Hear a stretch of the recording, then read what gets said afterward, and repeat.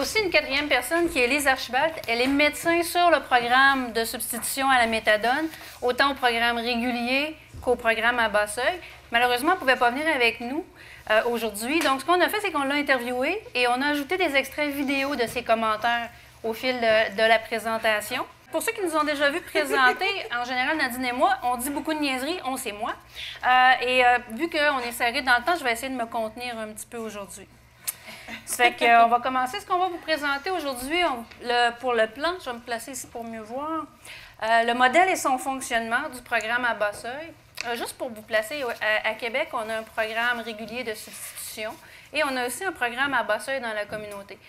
Ce qu'on vous présente aujourd'hui, c'est juste le volet de programme à bas seuil. Mais on a aussi fait un petit bout de projet de recherche. On a rencontré une dizaine d'usagers qui ont passé par le programme à bas seuil et on va vous présenter un peu les avantages qu'eux ont vus à passer dans ce programme-là, les désavantages, des recommandations qu'eux pourraient avoir pour améliorer le programme. Puis on va vous intégrer ça à travers la présentation. Donc, ce qu'on vous présente, le modèle, son fonctionnement, les modalités et la coordination des services, le profil de la clientèle, c'est ici qu'on va embarquer aussi avec nos usagers qu'on a rencontrés, les avantages, les désavantages du programme à bas seuil et aussi des recommandations pour l'améliorer. Donc, le programme de substitution à bas seuil du Centre de réadaptation en dépendance de Québec a débuté en février 2009. Les partenaires de ce programme-là, on a un organisme communautaire qui est la Maison L'Aube-Rivière, le C3S de la Vieille-Capitale, et évidemment, le Centre de réadaptation en dépendance de Québec. Les trois travaillent ensemble pour bien coordonner ce programme-là et le rendre accessible aux usagers.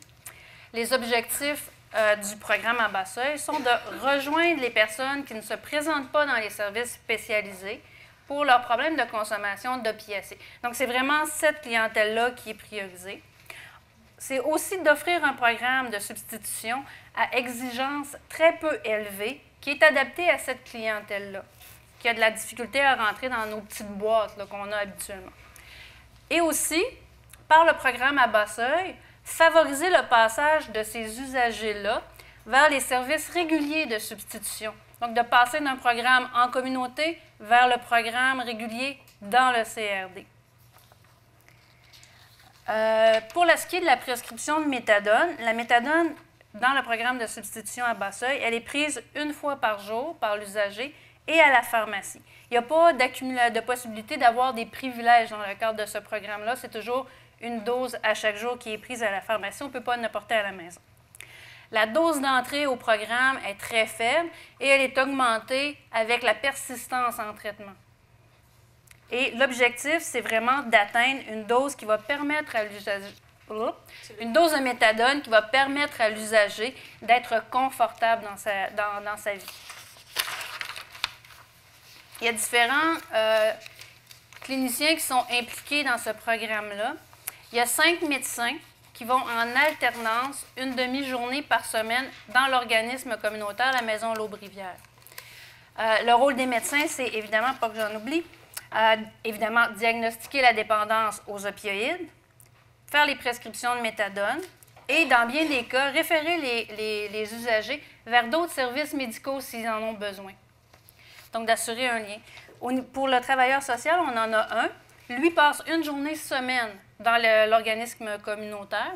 Et parmi ses rôles, c'est évidemment d'accueillir les usagers, travailler leur motivation, assurer un lien avec le médecin aussi, et assurer une présence. Comme c'est la même personne, c'est toujours le même travailleur social qui est là d'une semaine à l'autre, ils finissent par le connaître et ça assure un lien. J'ajouterais aussi que ce même travailleur social-là, son rôle, c'est beaucoup dans les organismes communautaires de la région. Donc, ça arrive bien souvent qu'il rencontre l'usager bas seuil à la Maison L'Aube-Rivière le jeudi, parce que c'est le jeudi qu'ils y vont. Puis le vendredi, il va rencontrer le même usager dans un autre organisme communautaire parce qu'il va se promener, l'usager d'un organisme communautaire à l'autre. Donc, il réussit quand même à créer un bon lien avec eux. La troisième type de cliniciens qui sont impliqués dans le programme, c'est un infirmier du programme du C3S de la Vieille-Capitale qui va travailler beaucoup au niveau des ITSS, dépistage et aussi s'assurer des suivis à ces niveaux-là. Nadine. Modalité et coordination des services. Donc, le service est vraiment structuré de deux façons. Il y a d'abord la coordination plus administrative, toute la gestion administrative, et il y a la coordination clinique. Donc, comment ça se partage? Dans le fond, il y a un gestionnaire au centre qui est responsable de coordonner tout l'administratif du programme Bosseuil, mais aussi du programme Méthadone, pour qu'il y ait une continuité dans les deux services. Parce qu'en soi, aujourd'hui, on divise les deux programmes, mais au centre, c'est dans une grande catégorie un programme de substitution. Le gestionnaire tient aussi une réunion annuelle avec les pharmaciens de l'équipe. Donc, selon les besoins, si les pharmaciens ont besoin là, de faire une rencontre, cette rencontre-là inclut les infirmières, les médecins aussi. Puis, dans le fond, qu'est-ce qu'ils font? C'est qu'ils font une mise à jour pour répondre aux questions. Ils s'assurent du bon fonctionnement du programme. Y a-t-il des choses qu'ils ont vues sur le terrain? Parce que les pharmaciens sont quand même à la première ligne aussi. Ils observent beaucoup, ils voient les usagers. Donc, à ce moment-là, ils peuvent discuter de toutes les situations. Ensuite, il y a un comité de suivi régional aussi avec les partenaires qui est le SABSA, qui est dans le fond le service à bas seuil d'accessibilité. Ce comité-là, il est formé de plusieurs partenaires qui entourent le programme. On en a mis quelques-uns en exemple, le CRDQ, le C3S, PIPQ, Maison Dauphine, Point de repère, Armée du Salut, ouais. Mais il y en a d'autres qui peuvent s'ajouter dépendamment de qui travaille en collaboration là, à ce moment-là. Ce comité-là se réunit quelques fois par année aussi pour discuter aussi de l'ensemble du programme, des usagers, des enjeux aussi qui permettent de rejoindre la clientèle parce que ce n'est pas toujours facile de rejoindre cette clientèle-là. Tous les enjeux aussi entourant les ajustements qui doivent être faits dans le programme et c'est ça, les interventions qu'on peut faire pour mieux répondre aux besoins de notre clientèle. Au niveau de la coordination clinique, c'est assuré par un des médecins. Lise Archibald va bien vous expliquer comment ça se passe. Comment s'organise le travail? En fait, nous avons une petite rencontre en début d'après-midi. Les trois intervenants impliqués, médecins, travailleurs sociaux et infirmières, de façon à réviser les cas des patients que nous allons voir dans l'après-midi. Avant de rencontrer les patients, nous avons déjà un portrait de leur situation dans les dernières semaines, soit leur présence à la pharmacie, est-ce qu'ils ont été réguliers dans leur prise de méthadone, quelle est leur situation sociale, est-ce qu'ils vivent des événements traumatisants particuliers dans leur vie, est-ce qu'ils sont en détention ou est-ce qu'ils sortent de détention, est-ce qu'ils ont eu des hospitalisations depuis la dernière fois qu'on les a rencontrés. Bref, on fait le point avant de voir la clientèle. Le matin, alors que le médecin n'est pas là, le rôle justement de l'infirmier ou de l'infirmière et de l'intervenant social est justement de rencontrer les patients qui vont pouvoir être admis dans le programme, des patients qui auraient peut-être quitté le programme ou des nouveaux patients, et aussi de réviser les dossiers de façon à ce qu'on puisse faire un topo en début d'après-midi sur chacun des patients qui va être rencontré dans l'après-midi. De plus, l'équipe du programme régulier de méthadone qui a lieu dans notre centre ici au CRDQ se réunit aux 2 semaines. Une réunion d'équipe clinique pour discuter des enjeux concernant certains patients. Et le reste du personnel, le personnel du C3S de la Vieille-Capitale qui collabore avec nous au programme à Basseuil peut se joindre à nous selon les besoins. En général, ils le font environ une fois par mois de façon à ce que nous puissions discuter de la clientèle du programme Basseuil, à la fois des difficultés vécues avec les patients et aussi des transferts possibles pour les patients qui sont assez stabilisés pour pouvoir être suivis dans notre service régulier. Ensuite, je vais vous parler du profil de la clientèle. On va débuter avec en fait les statistiques. Premièrement, depuis le début du programme Basseuil en 2009, comme Francine l'a dit, on a vu qu'il y avait eu 131 demandes qui ont été faites au programme, mais par contre, c'est par 116 personnes différentes. Donc, on voit qu'il y a eu plusieurs épisodes là, qui ont été faits. Donc, 7 personnes ont eu qui ont fait 2 demandes et 4 en ont fait 3.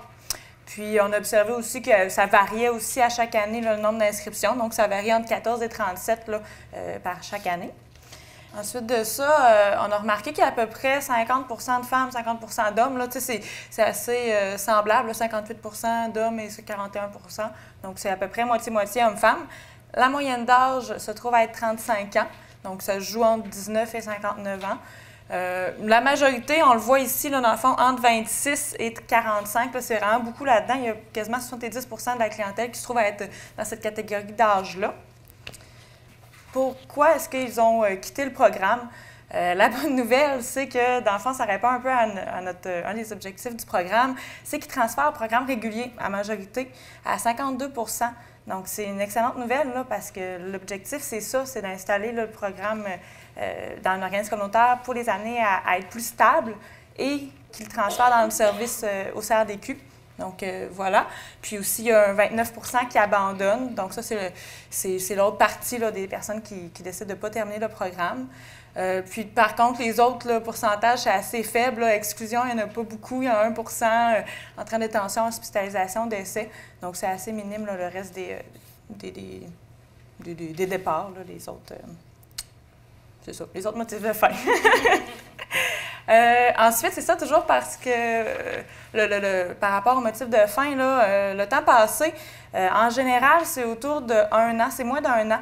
Donc, surtout pour ce qui est des personnes qui ont abandonné, on voit que parmi tous ceux qui ont abandonné, 73 % ont quitté dans la première année de service à Bosseuil.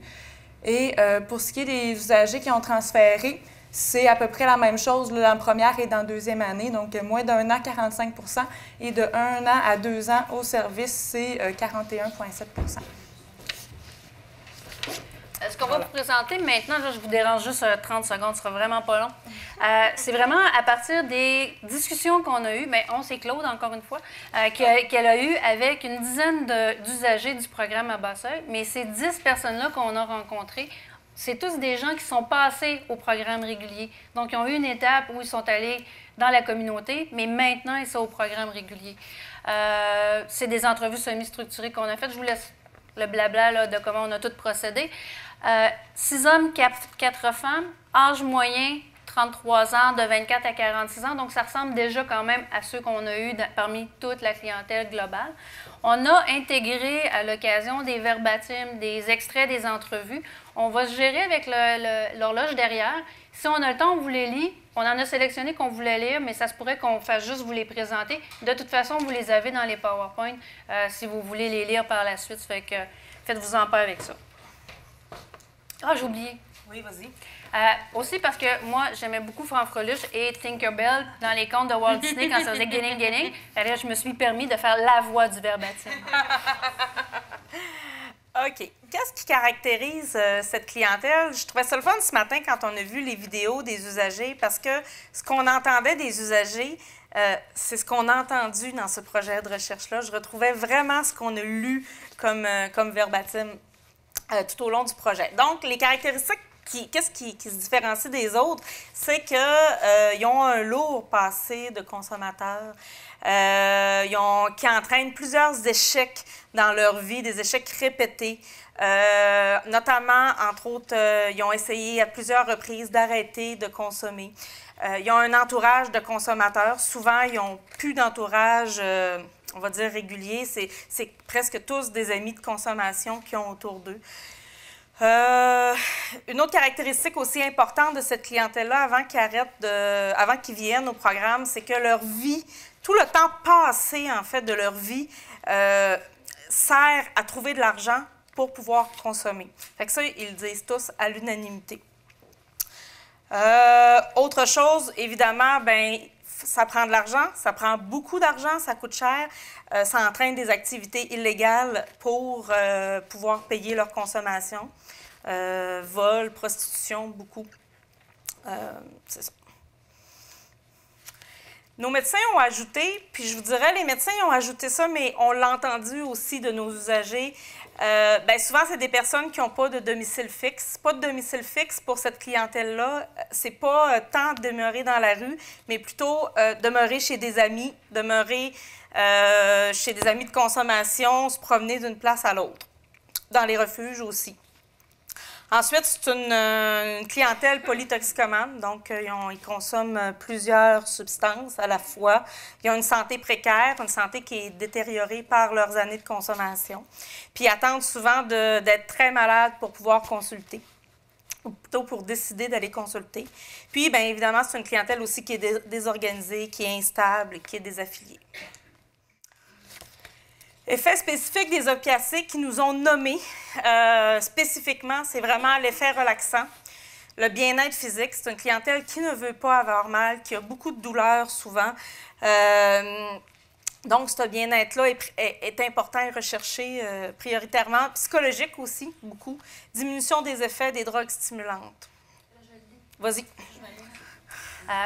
Micro. C'est comme en fin du bien-être. Puis j'avais beaucoup des problèmes d'anxiété aussi, là. Depuis tout le temps, en fait. Depuis mon enfance, là, en fait. Fait que c'est ça, le meilleur sentiment que j'avais jamais ressenti. Télé, retour, même les mains. OK. Ensuite, la place occupée par la consommation dans la vie des usagers, j'en ai parlé tantôt. Consommation d'opiacés au centre de leur vie. Des journées entières passées à la recherche d'argent pour consommer. Ça accaparait une grosse partie de mon temps parce que, tu sais, je ne pouvais pas rien faire. Admettons, juste une journée, j'ai pas de cash, ça me prend ma dope pareil. Fait que je ne veux pas aller chez un de mes chums si j'ai pas mon cash. Tu sais, c'est mobilisant, ça accapare le temps. Dépendance physique qui était nommée. La dépendance physique arrive très, très rapidement. Ils ressentent de la douleur, ils sont pas bien, ils sont très malades, ils veulent arrêter d'être malades. Dépendance psychologique aussi. Les usagers, bien, ils indiquent que leur dépendance psychologique est très forte, ils en ont besoin, donc c'est pas juste physique. La motivation à entrer au programme. Souvent, bien, ce qu'ils nous ont raconté sur leur motivation à entrer au programme, bien, c'est directement lié aux effets négatifs. Dose assurée d'opiacés. Ça, on l'a entendu beaucoup. C'est pas arrêter de consommer qui était nommé. C'était plutôt je suis tannée, j'en peux plus de courir après mon argent. En rentrant dans ce programme-là, j'aurai plus mal puis je vais avoir ma dose. Donc, diminuer les conséquences négatives très importantes dans diverses sphères de vie aussi. Désir de revenir à une vie normale. Ça, ils disent presque tout. Arrêter de consommer des opiacés sans douleur. Fait qu'ici, c'est vraiment le sans douleur qui est important. Répondre aux sentiments d'urgence aussi face à l'arrêt de la consommation. Ça a été rapporté beaucoup. Cette clientèle-là, à partir du moment où ils prennent la décision qu'ils veulent arrêter, c'est là. Même 2 semaines pour eux, c'est trop. Le processus, c'est là, c'est aujourd'hui. Après s'être fait arrêter une couple de fois, tu sais, par la police, tu sais, il y a des suites d'événements qui font que là, j'ai réalisé que j'étais plus bas dans mon échelle, que j'étais rendue à un point que je ne désirais pas. Puis même si je voulais arrêter, que c'était difficile, puis que finalement, j'y arrivais pas. Comment les usagers ont entendu parler du programme? Autres usagers du programme Bosseuil qui ont parlé, qui sont dans la rue. Beaucoup aussi des amis de consommation. Ils racontaient, on est chez notre pusher, on attend notre dose, puis là, on est à la file l'un à côté de l'autre, puis c'est long, puis finalement, l'autre me dit « Ah, tu pourrais aller à Bosseuil, tu pourrais arrêter si tu veux arrêter. » Donc, d'autres amis de consommation. Organismes communautaires, travailleurs de rue aussi beaucoup, CLSC. Les impacts à long terme du programme Bosseuil.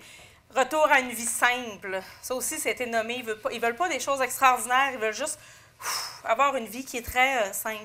Amélioration des relations familiales aussi sociales, qui est souvent détériorée énormément. Démarche pour un retour au travail ou aux études. Puis argent utilisé pour s'alimenter et se loger plutôt que consommer. Donc, revenir aux besoins de base. Je pensais à d'autres choses dans la vie que ma consommation, puis que j'étais capable de fonctionner en société normalement. J'étais capable de m'occuper de moi-même, puis de m'occuper de mon appartement, de m'occuper de mon chum, de m'occuper de mon chat. Dans le fond, c'est ça le changement, c'est que c'est juste revenu comme avant. Pour ce qui est des avantages et inconvénients, c'est la même chose. C'est encore là, les usagers qu'on a rencontrés pour le projet de recherche, les 10 qui nous ont parlé de ça. Donc, les avantages, là, premièrement, la disponibilité des cliniciens. Ils savaient que s'il y avait quoi que ce soit, ils pouvaient contacter les médecins, l'infirmier ou puis le travailleur social aussi. Donc, ils savaient que les services étaient accessibles. Ensuite, adapté aux besoins de la clientèle. Donc, évidemment, c'est très important là, que nos services répondent à leurs besoins. Par la suite, les services étaient offerts dans le milieu. C'est beaucoup revenu, ça aussi, parce que c'est dans un organisme communautaire qui est vraiment dans leur secteur, où est-ce qu'ils se tiennent, qu'ils connaissent, qu'ils l'ont fréquenté. Donc, c'est important aussi, nous l'ont mentionné, qu'ils aimaient ça, que ça soit à cet endroit-là. Ensuite de ça, les cliniciens étaient ouverts à l'honnêteté, parce que, vous ne voulez pas, des fois, il y a des usagers qui consommaient tout en ayant de la méthadone au début, surtout. Fait que ça, ils nous le disaient, c'est le fun que, tu sais, ils sont ouverts, je leur dis que je consomme, puis je me fais pas taper ses doigts. J'ai pas l'impression de faire quelque chose de mal, là, de me faire moraliser par après. Puis finalement, ça l'aide à créer une stabilité dans leur vie. Donc ça, c'est revenu aussi beaucoup. Il n'y avait rien de compliqué. C'est ça qui arrive avec les toxicomanes qui sont dans la rue. Si tu leur compliques ça, ils ne viendront pas. Tu les auras pas. Ils vont décrocher parce que c'est trop compliqué, tu sais. S'il y a trop de rendez-vous, trop d'affaires, le monde n'aime pas ça. Fait que ça, ils l'ont compris. Ils sont allés chercher la mentalité que le monde de la rue ont. Fait qu'ils ont été capables de plus s'adapter, si on veut. Ensuite de ça, on va retrouver Dr Archibald, encore une fois, là, qui va nous présenter quelques avantages que les médecins ont perçus du programme. En plus de la clinique Méthadone, offre aussi la présence de leur personnel infirmier une fois semaine pour une clinique médicale générale où les mêmes patients peuvent aller consulter pour leurs différents problèmes de santé, que ce soit des abcès, des cellulites ou toutes sortes des infections de toutes sortes ou des problèmes réguliers comme du diabète ou autres. De même, une équipe du CLSC offre également au même endroit une période de consultation par semaine pour le traitement de l'hépatite C et du VIH. Ce sont donc les mêmes patients souvent qui se retrouvent dans les mêmes cliniques avec le même personnel, avec des infirmiers et infirmières qui connaissent déjà, ce qui améliore, disons, la confiance que les patients peuvent développer envers l'équipe médicale et nursing. Ensuite de ça, pour les désavantages que la clientèle a mentionnés, dans le fond, c'est sûr que les désavantages, ça peut être aussi un motif à passer au programme régulier là, qui est offert au CRDQ. Donc, première des choses, un peu comme Nadine disait, il disait qu'il y avait le sentiment d'urgence, que c'est aujourd'hui que je viens chercher de l'aide, c'est aujourd'hui que j'ai besoin de ma méthadone. Donc, à ce moment-là, même s'il disait que c'était rapide, un délai de 2 semaines, il trouvait que c'était pas encore assez rapide. Donc, ça, c'est un des désavantages. Le manque de flexibilité des règles. Évidemment, avec cette clientèle-là, les règles, c'est un peu plus difficile. Et finalement, il trouvait qu'il manquait de temps lors des rencontres avec les intervenants là, pour parler, avec des cliniciens, pardon, pour parler de leurs problèmes. C'est un peu trop rapide en une seule journée. Ensuite de ça, on ne lira pas. Pour ce qui est d'avantages et désavantages en même temps, c'est important qu'on le traite parce que ça a été nommé là, de pas mal tout le monde. Changement de médecin. Donc, certains nous ont dit que c'est un désavantage parce qu'il y avait l'impression tout le temps d'être obligé de répéter là, la même histoire à 5 médecins différents. Ça fait beaucoup. Mais par contre, il y a un avantage aussi. Il y a des personnes qui nous ont dit s'il y avait eu seulement un médecin, peut-être que j'aurais pas eu d'alliance avec lui. Tandis que vu qu'il y en a différents, bien, s'il y en a au moins un dans la gang avec qui je m'entends bien, c'est plus fun pour eux aussi. Là. Et dans le fond, les médecins me disent aussi, le changement de médecin, pour eux-mêmes, ça peut être une difficulté, étant donné qu'ils voient beaucoup de clients, puis des fois, ils ne connaissent pas beaucoup, donc c'est difficile pour eux d'évaluer la situation là, de la personne qu'il y a devant eux. Par contre, là, du point de vue des médecins, ils n'ont pas remarqué là, que les usagers, ils pensent que les usagers, ils s'en plaignent pas, en fait. Parce que la stabilité quand même du travailleur social puis de l'infirmier, là, ça les aide aussi à se trouver une stabilité. Au niveau des recommandations, on en a eu par les usagers eux-mêmes qui nous en ont donné. Principalement, ce qu'ils auraient aimé, c'est qu'on offre une journée de plus de présence dans la communauté, parce que justement, c'est comme vient de dire Claude, là, des fois, ils n'ont pas suffisamment de temps d'accorder. Donc, avoir un petit peu plus de présence. Offrir des services complémentaires pour traiter les problèmes de santé mentale, parce qu'ils s'aperçoivent bien qu'ils ont d'autres difficultés. Et continuer à offrir les services dans la communauté. Donc, garder ce programme-là à bas seuil d'exigence, vraiment près de où ils sont, où ils habitent et où ils vont. Dr Archibald ajoute aussi dans son vidéo... Ce qui pourrait peut-être améliorer l'efficacité et la satisfaction des gens qui travaillent dans le cadre de ce programme-là, ce serait peut-être qu'on puisse élargir la plage horaire et donc soit faire plus d'heures dans cet après-midi qui est consacré à cette clientèle-là, soit être capable de faire une autre demi-journée dans la semaine pour mieux accommoder la clientèle qui est très instable, qui vit toutes sortes de drames souvent personnels et qui peut rater un rendez-vous pour de bonnes raisons. On a bien aimé ce bout-là parce qu'elle disait qu'ils peuvent manquer des rendez-vous pour de bonnes raisons. C'est ça. Ils font pas... Des fois, ils font un petit peu par exprès, mais d'autres fois, ils ont vraiment des raisons pour ne pas se présenter à leur rendez-vous, comme nous. Parce que des fois, c'est l'inverse qu'on entend. « Oh, ils viennent pas, c'est une clientèle qui vient pas. » Mais non, ils peuvent avoir des bonnes raisons. Alors, en conclusion, ce qu'on dit, c'est que le programme rejoint réellement une clientèle marginale. C'était l'objectif de départ, des gens qui ne viendraient pas chez nous parce que c'est trop loin, parce que c'est trop formel aussi, alors qu'on réussit à les rejoindre par ce programme-là. Les usagers s'entendent pour dire que le programme répond à leurs besoins. Puis on a même 2 usagers différents qui ont dit c'est cool le Bosseuil, puis les infirmières sont chill. Puis c'est drôle parce qu'on a lu ça dès le début, fait que c'est devenu comme quand on parle de Bosseuil, la première chose qui nous vient en tête, c'est cool le Bosseuil. Fait que c'est ça. Et en conclusion finale, c'est que là, on a vu que le programme, parce que l'objectif de départ de ce programme-là, puis Claude l'a nommé tantôt, c'est d'amener les usagers vers nos services réguliers. Puis ce qu'on voit, c'est que ce programme-là sert réellement de motivation et de première étape pour venir après ça dans les services réguliers, là. Puis c'est la suite, on ne l'a pas ici parce que ce n'est pas l'objectif, mais on a dans notre projet aussi là, la portion sur qu'est-ce qui a été facilitant pour eux pour passer au programme régulier. Qu'est-ce qui a été l'élément déclencheur pour le transfert vers le programme régulier? Qu'est-ce que ça a apporté de différent dans leur vie de passer à un programme où on peut avoir des privilèges? Puis je parlais avec un des médecins qui est sur l'équipe qui disait qu'ils ont même commencé à voir des gens qui sont dans le programme régulier puis qu'ils s'aperçoivent que ça leur convient pas bien, puis ils demandent à retourner au programme en communauté parce que pour eux, ça les dérange pas d'aller à la pharmacie à tous les jours, ça rentre bien dans leur vie, puis c'est plus facile de le structurer comme ça que de venir à accumuler des privilèges. Ils ont de la misère à les gérer. Fait que ça joue des deux côtés. Il y a même une usagère qui l'a nommé. Oui. Pour elle, là, elle voyait quasiment juste des inconvénients à venir au programme régulier. C'est vrai. Merci.